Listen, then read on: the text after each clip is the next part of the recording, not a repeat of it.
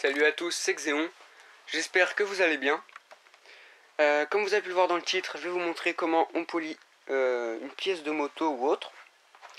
Alors je vais me servir de la cartouche du R3 pour vous montrer comment on fait un polissage. Car j'ai vendu le R2, comme je l'ai dit sur Facebook. Donc sur la page Riejo MRT Pro Xéon. Donc j'ai commencé à polir ceci, qui n'était pas sur le R2 parce que j'avais décidé de le retirer. Et cette fois je l'ai laissé, mais je vais le polir. Donc je retire la cartouche et je vais vous montrer comment on fait ça.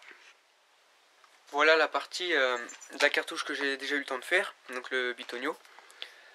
Hop.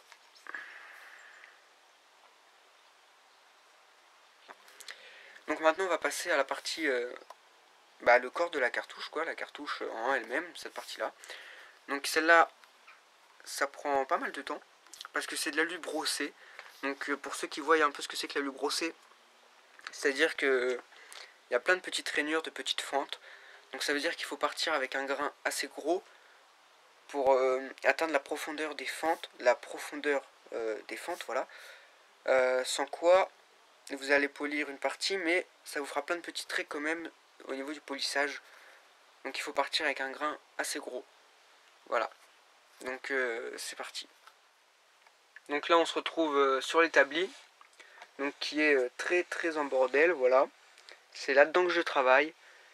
Donc c'est le gros bordel, mais j'arrive quand même à travailler. Donc je vais vous montrer ce qu'il est nécessaire d'avoir pour faire un polissage. Donc du bel gomme alu qui va nous servir à la fin. Donc c'est une pâte blanche, voilà. Rien d'exceptionnel, voilà. Pâte blanche comme ceci. Vous pouvez également trouver autre chose que le bel gomme alu. Donc ça va être des pâtes de polissage en fait. Mais moi j'aime beaucoup le bel gomme alu, donc je garde ce produit là qui me convient. On en trouve dans les magasins de bricolage ou des fois dans les garages ou Noroto, voilà, des choses comme ça. Donc c'est assez simple à se procurer. Ou sinon sur internet, donc Scootfast, Maxi Scoot, etc. Ça aussi c'est également une pâte à polir. Enfin, celle-là est verte. Mais bon voilà, et elle est très vieille aussi. Donc il vous faut une pâte de ce type là. Ensuite il va vous falloir du papier de verre. Donc de différents grains. Par exemple celui-là c'est du 1000. Donc ça s'utilise plutôt à la fin du polissage pour la finition. Et par exemple ici j'ai du 60. Donc qui lui est un très gros grain. Donc en fait il va vous falloir des papiers entre 60, 120.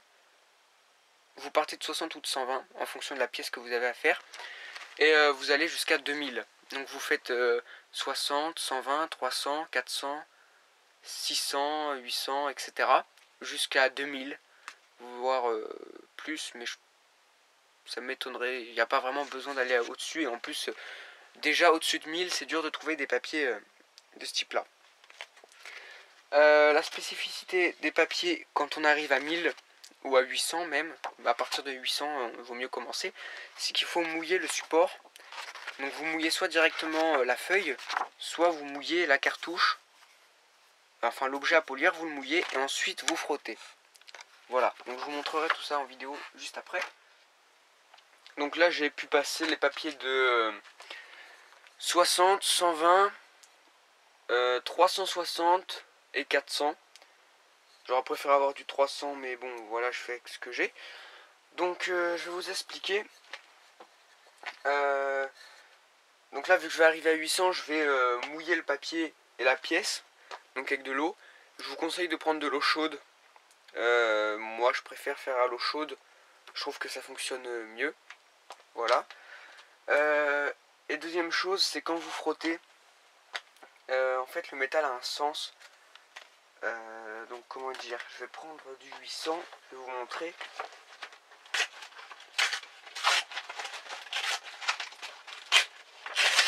Voilà, donc là je prends un petit bout de papier en 800. Alors voilà, en fait il y a un sens pour frotter. Donc là, si je frotte de bas en haut, voilà, là vous verrez pas trop la différence, mais quand vous serez sur votre pièce, vous le verrez normalement. Et si je frotte maintenant de gauche à droite,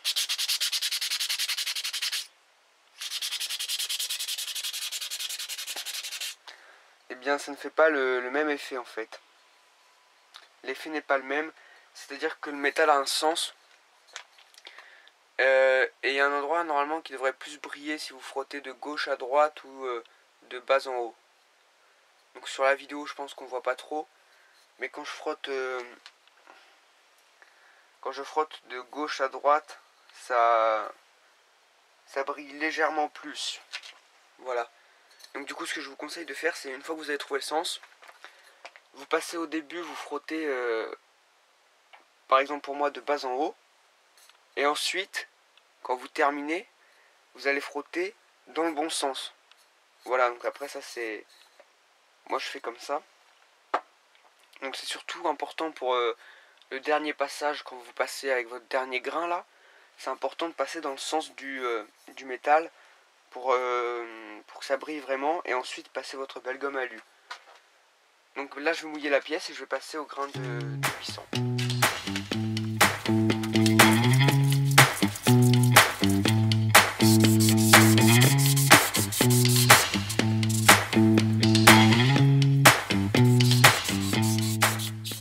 Donc là je suis en train de passer le belle gomme alu sur la pièce après avoir passé le papier de mille. Donc vous prenez du sopalin ou un chiffon assez fin, vous mettez du belle gomme alu dessus et vous allez venir l'appliquer un petit peu partout sur la pièce. On frotte en faisant des cercles, des petits cercles ou des grands, mais bon là vu que la pièce est petite, vous faites des petits cercles et voilà. Donc il faut que vous étaliez jusqu'à ce que ça s'enlève un peu, jusqu'à ce que ça parte un peu de tout seul en fait, à ce que ça commence à partir tout seul. Donc ça peut prendre du temps. Et si jamais ça ne part pas, vous prenez un autre chiffon propre et vous essuyez. Pareil en faisant des cercles. Voilà, donc là maintenant je vais retirer le belle gomme alu avec un chiffon propre. Et donc pareil, vous venez et vous tournez pour le retirer. Si jamais ça ne brille pas juste après avoir mis du belle gomme alu, essuyez bien et repassez un coup de belle gomme alu. Des fois ça fonctionne. Voilà, c'est fini. Tout est retiré, donc je vais vous montrer la cartouche. Donc je suis plutôt content. Je suis plutôt content du résultat.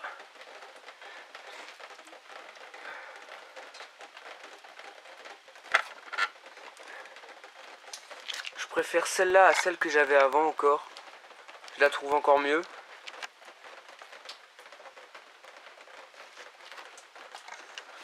Donc je mettrai des photos sur la page Facebook pour ceux qui veulent voir.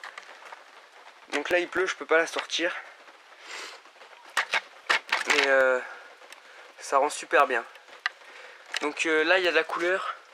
Elle est pas comme ici. Parce que j'ai roulé en fait entre temps. Et elle a pris de la couleur. Donc c'est encore mieux. Je vais essayer de vous montrer ça. Je sais pas si on voit très bien, mais elle a pris de la couleur. Donc ça fait un effet cuivré un peu. Et ça fait super bien. Voilà, donc j'espère que ce tuto vous aura aidé. Donc n'hésitez pas à laisser un j'aime ou à vous abonner. Ou à passer voir mes autres vidéos. Voilà, merci à tous.